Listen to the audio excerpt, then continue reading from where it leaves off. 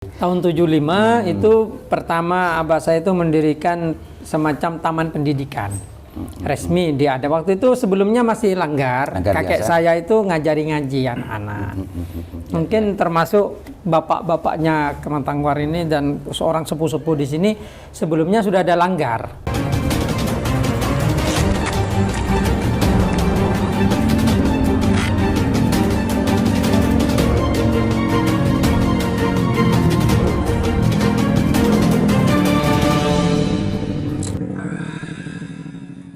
Assalamualaikum warahmatullahi wabarakatuh. Jumpa kembali dengan saya Aliman Haris di acara Sanasan Pemirsa. Hari ini saya ada di dalamnya keluarga besar Pondok Pesantren Darul Hikmah Langkabur nih. Karena langsung dengan pengasuhnya. Karena saya memang dengan beliau ini Allah menakdirkan hari ini bisa bertemu dengan beliau. Meskipun saya sebetulnya sudah sering lewat sini, tapi hari ini ditakdirkan ketemu dan berbincang dengan beliau. Assalamualaikum Pak Kiai. Waalaikumsalam warahmatullahi wabarakatuh. Mohon maaf mengganggu kemaskulannya Pak Kiai hari ini. Oh, tidak apa-apa ini. Ini Pak Kiai sedang ingin menyambung-nyambungkan puzzle-puzzle cerita pesantren dari pesantren. Oh, okay. Karena ada banyak yang bilang bahwa kalau pesantren itu biasanya pasti ada latar belakangnya dan tidak ujuk-ujuk katanya didirikan begitu saja. Dan ternyata hari ini tuh ada banyak juga informasi Pak Kiai bahwa pesantren-pesantren itu memang dibentuk, didirikan ngundang kiai yang tidak tahu latar belakangnya untuk ngajar di situ gitu. Ada juga sekarang katanya. Pak Kiai, biar lebih afdol Pak Kiai. Saya juga takut salah karena tidak begitu paham tentang sampai secara sempurna dari namanya Pak Kiai. Silakan perkenalkan Pak Kiai. Bismillahirrahmanirrahim. Nama saya Haji Bustami Arisandi, SHMH. Saya generasi kedua Pondok Pesantren Darul Hikmah. Pendiri pertama pondok pesantren ini adalah almarhum abah saya Kiai Haji Ahmad Jauhari Aris. Beliau ini, almarhum abah saya ini awalnya itu memang mondok itu ke Sidogiri. Sidogiri sekitar 4 tahun. Kemudian pindah ke Darul Ulum Jombang Peterongan. Di sana 9,5 tahun, hampir 10 tahun di Peterongan itu. Kemudian boyong dan dengan tanpa niat. Abah saya itu sebenarnya background pendidikannya itu hukum. Di Darul Ulum. Di Darul Ulum hukum. Undar. Kesini itu malah pernah ingin jadi hakim katanya. Tapi karena tinggi badan tidak sampai, kalau hakim harus tinggi. Akhirnya tidak kesampaian dan kemudian abah saya itu jadi tukang servisnya TV. Tukang servis. Di sini dilengkap. Di sini dilengkap. Belum ada santri, cuma kakek saya Kiai Sarkowi itu punya langgar. Jadi saya mohon maaf. Jadi Kiai Jauhari ini abahnya Kiai Sarkowi. Putranya Kiai Sarkowi. Abahnya Kiai Jauhari, Kiai Sarkowi. Nah, lanjut Kiai, barangkali itu adalah cerita dari awal. Kiai Sarkowi ini pedagang sukses. Mbah saya itu bisa dikatakan orang kaya, kakek nih. Sampai temannya itu Cina-Cina di Bangkalan itu memang bisnis dan pernah pegang minyak tanah Semadura. Distributor minyak tanah.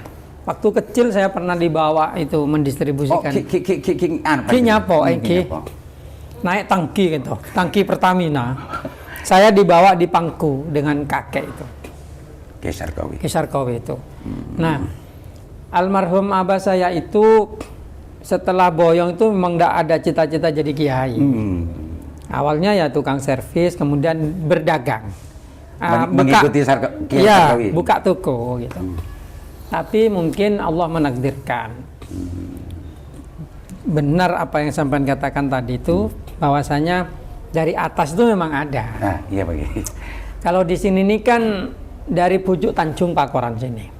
Pakoran, ya. Itu asli dari kakek saya Kiai Sarkowi itu memang asli dari Pakoran. Pak Koran ini mungkin dari sini setengah kilo. Pak Kiai, di pujuk Pak Koran ini kalau Pak Kiai tahu tentang nama pujuknya? Pujuknya Pujuk Tanjung Nurbayan. Nurbayan. Nggih. Dikenal dengan pujuk Pak Koran. Pujuk Tanjung. Pujuk Tanjung. Nggih, Pak Koran. Itu silsilahnya ke apa namanya? Cendana, Baku. Ya, ke Cendana, Petapan dulu. Petapan. Pujuk Petapan. Jadi Wakila itu memang Pujuk Tanjung ini salah satu keturunan Pujuk Petapan. Oh, nggih. Dari Petapan ke Cendana. Ya. Setelah saya hitung itu kalau dari Pujuk Cendana ke Abasa itu 7 turunan. 7. Walaupun perhitungan ini valid atau tidak, tapi kalau saya hitung di silsilah keluarga, itu memang 7 turunan. Ke abah saya. Perkiraannya nggih. Pujuk Cendana itu abad ke-16-an, 17-an kurang pas juga anunya apa namanya? Nggih. Apa di kisaran abad 16 atau 17? Ada nama yang hilang mungkin. Iya. Tapi kalau dari Sunan Ampel yang saya tahu itu keturunan keempat. Oh, Kiai Zainal Abidin. Zainal Abidin. Memang pemirsa Pujuk Cendana ini sempat yang kemarin kita bahas bersama Kiai Hanan, satu pengelola Makbaroh Pujuk Cendana di Kebanyaran. Memang Pujuk Cendana yang justru bebet alas. Penyiaran Islam di seluruh Madura. Gelarnya kan Raden Senopati Prunojoyo Sunan Cendono. Ya. Ternyata informasi yang di mana-mana itu katanya kalau keturunannya Pujuk Cendana itu ada tanda. Tapi kalau yang Kiai Bustom ini kan musalsal anunya, apa namanya? Memang bukan keturunan laki. Katanya ada ini Pak Kiai. Saya konfirmasi. Yang ini. Ya, tabayun ke Kiai Hanan. Jadi Kiai Hanan la yusadiquhum wa la yu'adzibuhum. Tapi ini memang sudah apa namanya masyhur ya di kalangan masyarakat bahwa kalau kukunya bergaris atau gimana itu katanya Pujuk Cendana. Oh iya, kuku saya bergaris. Garis engko. Itu tanda katanya Pak. Saya juga bergaris Pak Kiai. Cuma tidak musalsal seperti Pak Kiai itu sampai 7 tuh. Artinya dari mana ke mananya lo tamu mengkote Pak Kiai. Tapi tandanya mungkin garis. Jangan-jangan memang masih ada juga yang di sana saya dengan Pak Kiai ini. Jadi Pak Kiai, sejarah berdirinya Pondok Pesantren Darul Hikmah ini memang diawali oleh Kiai Jauhari. Kalau pondok pesantrennya ya abah saya ini pendiri karena asalnya memang tidak ada pondok pesantren di sini. Jadi sehabis abah saya itu dagang terus karena memang mungkin beliau ini dikenal alim di pondok atau gimana, ada orang menitipkan anak. Awalnya 7 orang waktu itu. Termasuk generasinya Pak BE. Kayaknya apa Kamat Tangwar? Ini kelangker po nanti Kamat Tangwar ki. Ini santri pertama juga ini. Santri pertama. Jadi yang mengawali Pondok Pesantren Darul Hikmah. Oh jadi Pak Kiai ya, tidak ada niat Pak Kiai ya. Tidak ada niat. Dari penuturan Kiai Jauhari untuk apalagi untuk menjadi kiai, membangun pondok ya, tidak ada niat. Tidak ada. Berawal dari orang mempercayakan anaknya. Mempercayakan anaknya. Lanjut Pak Kiai, ini menarik Pak Kiai. Waktu itu kan almarhum abah saya itu servis elektro, sama dagang di Pasar Baru. Pasar sini, Burne. Ya, Pasar Burne. Ikut almarhum kakek saya kan. Tapi karena berhubung ada orang mempercayakan putra, ya akhirnya kan harus dirawat. Akhirnya dengan abah saya kemudian ya dirawat, diajari baca kitab, diajari apa. Terus itu semakin banyak. Termasuk dulu sebelum ada pondok di sini termasuk Ki Nuruddin ini santrinya abah saya juga. Almarhum Ki Nuruddin. Paman-paman saya termasuk Kamat Tangwar ini bukan yang mondok tapi yang nyolok, tangki Kamat Tangwar. Yang nyolok. Artinya maksudnya sekolah pulang. Nah, itu awalnya seperti itu. Sampai kemudian berdiri taman pendidikan. Bukan pondok pesantren. Waktu Pak Kiai Jauhari mendapatkan amanah 7 santri awal yang diberi oleh masyarakat sini itu sistem pengajarnya ya biasa langgaran itu Pak Kiai ya? Langgaran tapi sudah mulai karena almarhum abah saya itu alumni Sidogiri, alumni Darul Ulum, juga pernah ngaji ke Sarang Mbak Imam waktu itu, Mbak Imam. Masih Mbak Imam. Terus juga pernah ngaji istilahnya itu Kanuragan, ke Cirebon. Ke Cirebon itu. Akhirnya dibuatkanlah sistem. Ketika mendirikan sekolah, ini kan resminya didirikan tahun 75. 75. Bersamaan dengan saya dilahirkan. Oh, oke. 1975 Pak Kiai. Tahun 75 itu pertama abah saya itu mendirikan semacam taman pendidikan. Resmi dia ada waktu itu, sebelumnya masih langgar kakek biasa. Saya itu ngajari ngaji anak-anak. Mungkin termasuk bapak-bapaknya Kemantangwar ini dan seorang sepuh-sepuh di sini sebelumnya sudah ada langgar. Langgar ngaji. Yang diasuh oleh Kiai Sarkowi. Kiai Sarkowi, ya. Pak Kiai, saya sempat, makanya yang ada dalam pikiran saya, karena memang saya tidak banyak referensi tentang Kiai Johari, yang Kanuragannya itu. Oh, okay. yang ada dalam pikiran saya, karena referensi-referensi tentang Kiai Johari memang sangat minim saya Pak Kiai. Yang berakar dalam pikiran saya memang Kanuragannya, karena memang waktu itu saya ke sini luar biasa, teman-teman santri yang memang yang itu sudah dari cerita ini sudah berapa tahun setelahnya. Banyak sekali yang di sini untuk belajar masalah itu yang saya pahami. Bahkan Banser Pak Kiai ya.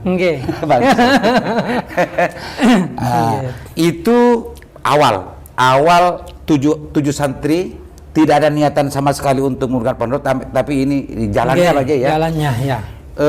Sampai membentuk taman pendidikan. Taman pendidikan. Resmi berarti Pak Kiai. Resmi. Tidak hanya sekedar urusan aktivitas kepesantrenan, tapi taman pendidikan. Taman pendidikan itu TK apa SD apa MI apa gimana Pak? Yang pertama ya MI dulu. Oh MI. Kemudian sambil jalan, kemudian sanawiyah.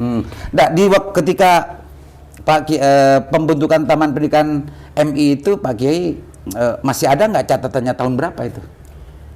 Tahun 75 itu MI. 75. Okay. Jadi Kiai Johari ketika menerima amanah 7 santri itu, Pak Kiai tahun berapa kira-kira? Tahun 75 itu langsung membentuk. Jadi itu santri itu yang 7. Yang santri ini sebenarnya datang belakangan. Tapi karena banyak tapi tidak mondok sebelumnya. Orang-orang itu istilahnya kelangker. Kemudian abah saya itu mendirikan sekolah. Sekolah itu tahun 75 pertama itu dibentuk Taman Pendidikan yang berbadan hukum maksudnya. Nah, berbadan hukum tahun 75. Akhirnya 7 santri itu di tengah-tengah itu datang 7 santri. 7 santri itu dari luar maksudnya, bukan dari sini. Dari kalangan sini. Bukan dari sini. Artinya 7 santri itu yang dari Rangtua, Karangtua, ada dari Masa Lembu. Masa Lembu Sumeneb. Itu yang awalnya itu. Nah, kemudian setelah itu semakin banyak. Sampai sekitar tahun 86 itu sudah 120-an. Santri sudah mukim semua. Sudah yang mukim saja. Itu yang mukim saja. Kalau yang tidak mukim sudah banyak. Kemantangwar. Sudah banyak sebelumnya. Masyarakat daerah sini. Kalau masyarakat daerah sini kan banyak yang tidak mukim. Tapi kelangker, ngaji. Tapi ngajinya sama seperti anak santri. Santri ajeman. Santri ajeman niki. Nah itu banyak sudah. Nah waktu semakin setelah tahun 80-an itu pengajian seperti pesantren itu sudah dibiasakan pagi, siang, sore gitu. Itu dibiasakan. 80-an sampai 86. Ansih Kiai Johari. Ansih Kiai Johari. Ini pemirsa. Sampai itu sudah 100-an lebih. Kalau sekarang Taman Pendidikan sebelum masuk ke santri, Taman Pendidikan dan waktu 75 sampai sekarang jenjang pendidikan yang disediakan di Pondok Pesantren Darul Hikmah ini apa saja Pak Kiai? Lengkap. Sampai perguruan tinggi. Sanawiyah Darul Hikmah. Sanawiyah Darul Hikmah, Aliyah Darul Hikmah, SMP Darul Hikmah. Oh, ada SMP-nya juga. SMA Darul Hikmah, SMK Darul Hikmah. SMK. Ya, Sekolah Tinggi Agama Islam Darul Hikmah 2 jurusan Ekonomi Syariah dengan PAI. Terus Ibtidaiyah yang pertama nggak disebut tadi. Staidi di sini Pak Kiai. Ya. Saya sering karena di sini juga ada aktivis PMI dan macamnya. Oh, okay, maka saya sering juga ngisi, tapi di Staidi. Di sini berarti. Enggak. Di Staidi. Di sini, Staidi memang di sini. Pemirsa, meskipun ini tidak terlalu lama ya kalau dibandingkan dengan cerita-cerita pesantren-pesantren yang lain. 75 kebetulan bersamaan dengan saya lahir gitu ya. 75 ini sejarahnya yang tertulis dan tercatat katanya Ki Bustami sampai hari ini kurang lebih 47 tahun. Okay, 47. Sudah ada stadinya lengkap dari bawah jenjang pendidikan sampai ke perguruan tinggi. Ya, kalau tidak kebetulan seperti tadi Ki Johari yang tidak punya niat untuk membuat pesantren itu, ini kebetulan semua nih Pak ya. Secepat ini 47 tahun sudah sampai segini. Banyak pesantren yang sudah ratusan tahun belum sampai ke sini Pak Kiai. Pak Kiai, tadi kan ada semacam keyakinan, meskipun itu tidak ada dalilnya, bahkan sekarang mesti pakai dalil. Pesantren ini tidak mungkin berdiri begitu saja. Pasti ada sejarah-sejarah baik sanad dan macam sanad keturunan dan macamnya. Durata membati tadi itu saya masuk ke masalah itu Pak Kiai. Tadi sempat disinggung ke Bujuk Korong. Bujuk Tanjung. Ke Kiai Sarkowi ini ada nggak pesantren yang atau lembaga pendidikan yang dikelola di atasnya Kiai Sarkowi? Dulu Bujuk Tanjung itu juga tinggal di Pondok Pakoran. Jadi Pakoran ini dulu ada pondok besar. Insya Allah memang binaannya Bujuk Nurbayan sampai kampung itu dinamakan Pondok. Pondok. Dan itu santrinya juga sakti-sakti kalau menurut saya. Ada Bujuk Rajungan, jadi pernah ada pondok besar di Pakoran ini.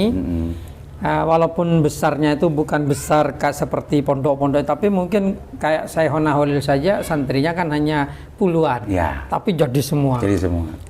Tapi pondok Pakoran ini terputus, nggak ada yang meneruskan. Baru muncul di abah saya ini. Baru muncul, ini keturunannya ya, dari Pakoran berarti bagi. Dari Pakoran. Mengkote dari sejarahnya ini, keturunan-keturunannya ke bawahnya ke Kiai Johari. Baru berdiri Pondok Pesantren Darul Hikmah. Dan itu memang pernah diramalkan. Diramalkan, artinya ini cuma cerita ya. Saya sendiri tidak tahu benarnya enggak. Karena istrinya Bujuk Tanjung ini berani ke suami, katanya. Akhirnya ya dikatakan anak-anak hedejak lo bisa jadi pegek ke kiai, kecuali muncul lagi nomor senapah. Sudah ada. Mungkin kita ini orang kasaf ini Pak. Kiai ini mungkin Bujuk Tanjung ini muka safa juga tajam juga debuna. Olehna ala benedok ke suami, keturunnya ke sabung muncul. Angken muncul neng nomor senapah, baru akan muncul lagi pondok Seraja. Dan ini betulnya perwujudan dari debu itu Pondok Darul Hikmah lengkap ini Pak Kiai ya. Insya Allah Kak Dito. Yang dimaksud dari barusan pemirsa ini. Kalau di NU beginiannya biasa, karena ilham, mimpi dan macamnya itu diyakini bukan sesuatu yang seolah-olah beda dengan orang sebelah. Ini kan pemirsa melihat semua, ini alusunah semua. Enggak. Karena sekarang kan bagai sudah mulai bermunculan begitu-begituan bagai. Jadi mungkin cerita-cerita semacam ini juga berandil untuk menguatkan kembali hal yang mau dimustakmalkan oleh gerakan-gerakan kelompok sebelah ini. Jadi ini begini, konsep kita sebagai orang Ahlussunnah ini yang memang betul-betul mewakili dari Islam kalau menurut saya. Kenapa? Karena Islam itu utuh. Tidak bisa hanya logika, tidak bisa hanya teori, apalagi hanya ilmu syariat, tidak bisa. Jadi Islam itu utuh. Nabi Muhammad diturunkan itu dengan melalui malaikat Jibril kan. Ini kalau dilogikakan saja sudah tidak masuk akal. Kemudian Al-Quran itu juga mengandung mukjizat. Ijaz bukan hanya buku, bukan hanya bacaan, tapi ada khasiat, ada manfaat, ada cerita, ada juga hikmah. Oleh karena itu, kita orang NU itu memang tidak kemudian hanya mempercayai logika seperti kaum sebelah, yang kemudian hanya Quran hadis dianggap bacaan saja, tapi kita juga memahami ruh atau supernatural di dalam itu, termasuk para wali dan kemampuan mereka untuk mukasyafah, kemampuan mereka untuk berbicara sesuai dengan hakikat. Ya. Istilahnya kalau sederhananya syariat dipakai, hakikat dipakai, tasawuf juga dipakai. Oh, tasawuf. Artinya tidak sepenggal. Ya, kalau orang fakih ya urusan dalil saja. Tapi kalau orang tasawuf ini, maka logika tasawuf dengan logika fikih itu sering berbenturan. Memang tidak boleh dibenturkan, karena kalau diutuhkan akan menjadi sempurna bagi ya. Sebenarnya bukan berbenturan kalau menurut saya, karena saya juga sekaligus ya. di Beat Mursyid juga, Torekot Qadiriyah wa Naqsabandiyah. Jadi pernah guru saya itu mengatakan hal yang seperti itu. Ketika syariat dan hakikat itu bukan dibenturkan, dibandingkan. Memang bukan kacanya, tapi itu membentuk satu kesatuan yang utuh. Kalau dipakai syariat saja, kamu fasik. Kalau dipakai tasawuf saja, bisa zindik. Zindik itu kafir tapi mirip dengan Islam. Kalau dipadukan baru klop. Jadi ketika menimbang sesuatu, maka harus ditimbang dari dua sisi tadi. Makanya Imam Syafi'i, Maliki, Hanafi, Hambali pun bertasawuf. Walaupun guru tasawuf beliau tidak ditonjolkan. Tidak seperti kelompok sebelah yang justru mensyirikkan tasawuf. Oh ya, itu karena kedangkalan pemikiran. Dan di Darul Hikmah ini justru ini yang dipupuk Pak Kiai. Ya, karena ruh dari pendidikan Islam itu sendiri justru menggabungkan antara tasawuf dengan syariat. Jadi kalau jujur gini, Nabi Muhammad itu diutus Allah hanya membawa ajaran Islam syariat. Ada ilmu lain yang tidak melalui Nabi, misalnya ilmu fisika, ilmu kimia, ilmu matematika, kemudian ilmu tulis juga. Nah, dalam hadis itu Nabi pernah bersabda, kunna ummatan ummiyatan la naktubu wa la nahsibuh asyahru hakada wa hakada. Itu Nabi Muhammad menjelaskan bahwasanya kita ini umat yang ummi, tidak bisa baca, tidak bisa tulis, tidak bisa menghitung, la naktubu wa la nahsibuh. Asyahru hakada, sebulan itu 30 hari, au hakada, atau 29 hari. Itu menunjukkan bahwasanya agama Islam itu membawa syariat. Tidak membawa ilmu kedokteran, tidak membawa ilmu fisika, kimia. Ini ilmu juga ilmunya Allah, tapi diturunkan melalui nabi yang lain atau melalui saluran-saluran yang lain. Maka dari itu kalau ada orang mengatakan begini, ini bid'ah, tidak ada di zaman Nabi. Loh, yang sampan maksud tidak ada di zaman Nabi itu, apakah cuma sejarah yang dia hargai? Nah, kalau cuman tidak ada di zaman Nabi, orang yang mengatakan bid'ah tadi juga bid'ah. Kenapa? Karena dia juga tidak ada di zaman Nabi. Bapaknya juga gak ada di zaman Nabi gitu loh. Iya. Jadi bid'ah itu dalam pengertian umum seperti lughatan ya semuanya bid'ah. Makanya tapi yang menjadi persoalan itu ketika ngomong semua bid'ah dolalahnya ini. Itu konteks harus dihitung. Mereka itu nggak memahami konteks. Mereka hanya memahami teks. Akibatnya ketika kita membantah mereka dengan ayat bunuh diri. Misalnya, mana ada ayat larangan bunuh diri, wong di Al-Quran kita disuruh bunuh diri. Loh, kok bisa Pak Kiai? Ya coba lihat itu di Al-Quran ada faktulu anfusakum wa khairul lakum, bunuhlah dirimu, itu lebih bagus bagimu. Mereka yang tidak memahami Quran secara menyeluruh tidak memahami bahwa ayat itu hanyalah untuk orang di zaman Nabi Musa. Jadi di zaman Nabi Musa kalau orang bertobat itu memang disuruh bunuh diri. Tobatnya di syariatnya Nabi Musa memang tobatnya bunuh diri. Beda dengan kalau kita. Rasulullah kan beda. Maka itu konteks penting. Ketika Nabi Muhammad bersabda begini, lihat konteksnya apa. Bukan hanya diambil kayak ini. masalah rokok. Ini penting saya jelaskan juga. Banyak saya lihat berdebat dengan orang-orang yang mengharamkan rokok. Saya ikut yang halal. Kenapa? Karena pernah diutus di PWNU Jawa Timur mewakili Bangkalan khusus membahas rokok. Ternyata mendatangkan para dokter di situ, mendatangkan para ahli termasuk membahas minuman beralkohol. Akhirnya diputuskan bahwasanya rokok itu memang ada mudorotnya, ada manfaatnya. Mudorotnya kalau terlalu banyak bisa merusak kepada paru-paru. Bisa merusak, bukan pasti merusak.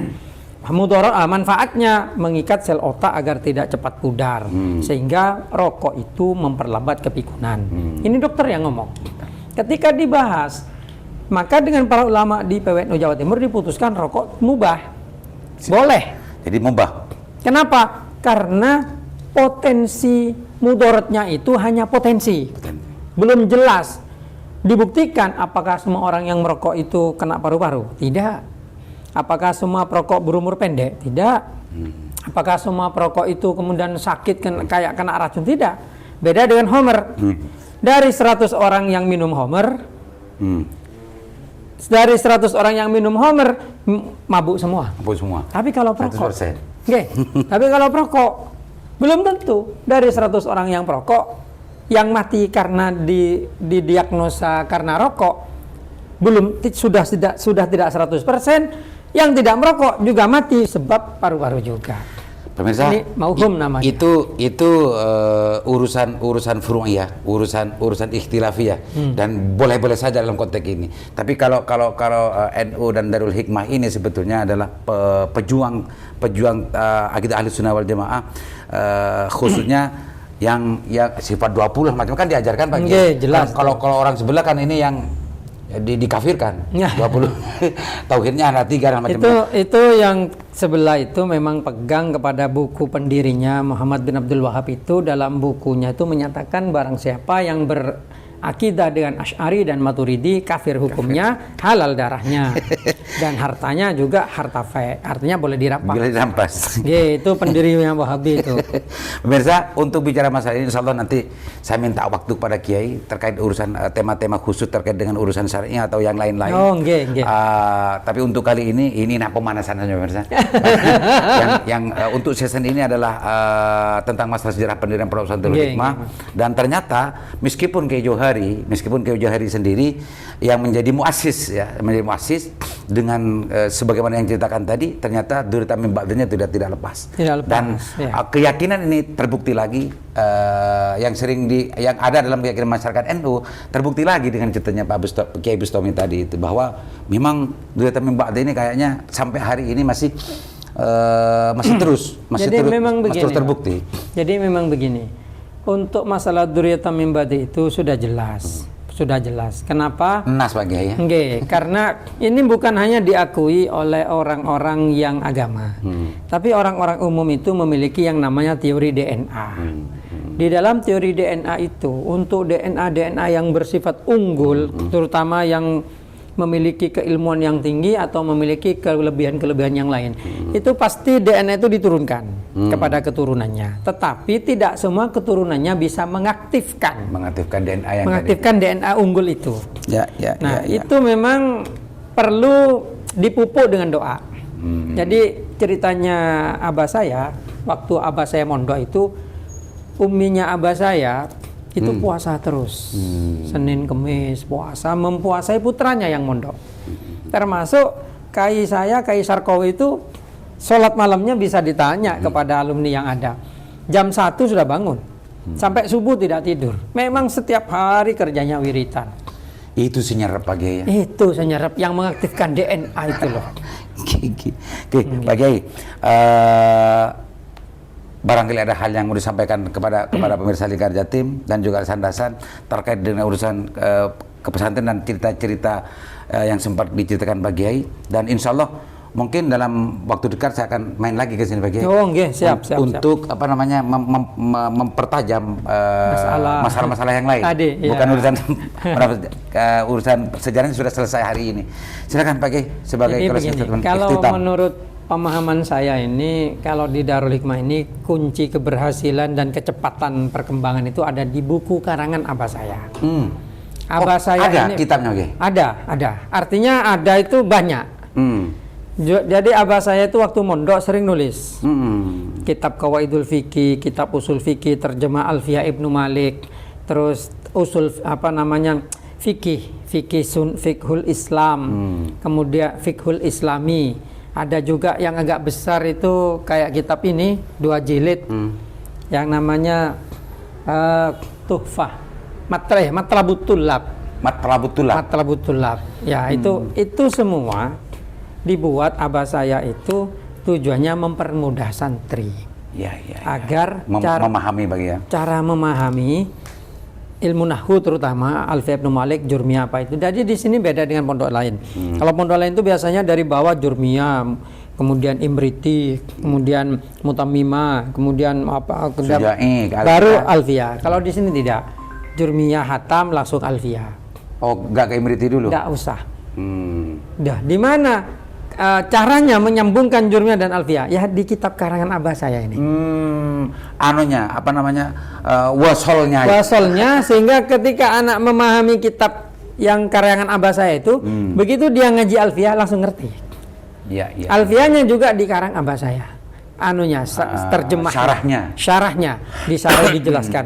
Nah, akhirnya seharusnya mondok harus dilewati 5 tahun untuk baca kitab, itu 3 tahun 2 tahun sudah bisa baca kitab. Sudah bisa menguasai ilmu alatnya. Nah, sehingga ketika waktu dipersingkat, anak-anak punya kesempatan belajar yang lain. Belajar ilmu umum, fisika, kimia, biologi, matematika itu bisa, dan itu dipadukan di sekolah.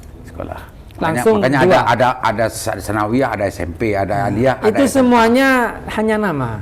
Maksudnya begini, SMP dan sanawiyah itu persis. Cuma namanya saja yang beda. Pelajarannya Bulughul Maram, Alfiyah Ibnu Malik itu ada di SMP di sini. Terus kemudian juga falak, seperti falak kalau Durusul Falakiyah sama dia. Kemudian Fathur Rafil Manan, Sulamuniyah, ilmu faraid itu diajarkan juga. Ada di kurikulum sekolah lokal Pak ya. Lokal. Artinya di samping tapi SMP ini kan sudah terdaftar ya. Tercatat. Artinya SMP ini ijazahnya ijazah formal gitu ya. Tapi di dalamnya kita kasih ilmu agama. Tidak sama dengan SMP yang di luar. Kenapa? Ya justru di sinilah istilahnya keuntungan kita. Jadi anak-anak belajar multi ilmu. Pembedanya di pendidikan di pesantren dengan di luar kan di sini. Di situ lah, sudah apa masih ada yang mau disampaikan lagi Pak Kiai? Ya mungkin himbauan saja ini ke masyarakat. Jadi kita hidup di dunia ini kan cari kebahagiaan gitu. Dan menurut saya kebahagiaan itu ada di mengenal Tuhan. Ma'rifat. Dan di mana itu bisa dipelajari? Di pesantren. Kalau hanya orientasi umum, sekolah umpamanya umum ya. Terus yang dicari ilmu kan dunia saja. Itu hanya dipakai 70 tahun kalau sampai. Kalau sampai banyak 40 tahun udah mati orang. Tapi kalau agama yang dipelajari ini selamanya. Jadi dan belajar umum lebih mudah dari belajar agama. Itu saya buktikan sendiri. Dulu saya di SD, saya itu mulai kelas 1 SD sampai kelas 3 SMA itu ranking 1 terus. Dan resepnya adalah baca. Setiap diberi buku oleh guru, saya baca sampai habis, tidak nunggu keterangan guru. Tapi kalau ilmu agama tidak bisa, dibaca sendiri bingung pasti. Karena memang pelajaran agama itu butuh sanad, harus ditalkin, harus harus ada guru yang menjelaskan. Kalau tidak ada guru, setan nanti gurunya. Malam yakun lahu syaihun yurshiduhu fasyaitonu syaihuhu. Dan ini kalah kelebihan ilmu agama. Makanya kalau punya putra ini, ayo dimondokkan ini. Kenapa? Mondok ini bukan hanya membangun manusia, tapi membangun jiwa. Sehingga besok kalau raga manusianya ditinggalkan, jiwanya tetap bisa sampai di hadirat Allah dengan baik. Ya mungkin itu pesan saya. Terima kasih banyak Pak Kiai. Itu pentingnya pemirsa, sedikit mengikhtisar apa yang dikatakan Pak Kiai. Memang untuk memburu saadah itu, kebahagiaan itu, sering kita tersesat memburu sesuatu yang ada dalam pikiran kita, tapi tidak pernah untuk istafti qalbak ke dalam diri. Sebetulnya kebahagiaan itu sebetulnya ada dalam diri, tapi kita sibuk untuk mencari kebahagiaan itu di luar. Diri itu di mana? Pesantren lah yang memberikan, mengaktifkan bagaimana dalam diri kolbu ini bisa betul-betul mampu untuk bagaimana merasakan dan menyentuh kebahagiaan itu. Dan itu para syekh, para kiai, para ustadz dan para guru itu yang sebetulnya yang akan menuntun kita untuk bagaimana merasakan kesadaran itu. Dan ini tidak hanya ada di dunia, tapi ada di dunia wal akhirah. Mudah-mudahan bermanfaat. Assalamualaikum warahmatullahi wabarakatuh. Waalaikumsalam.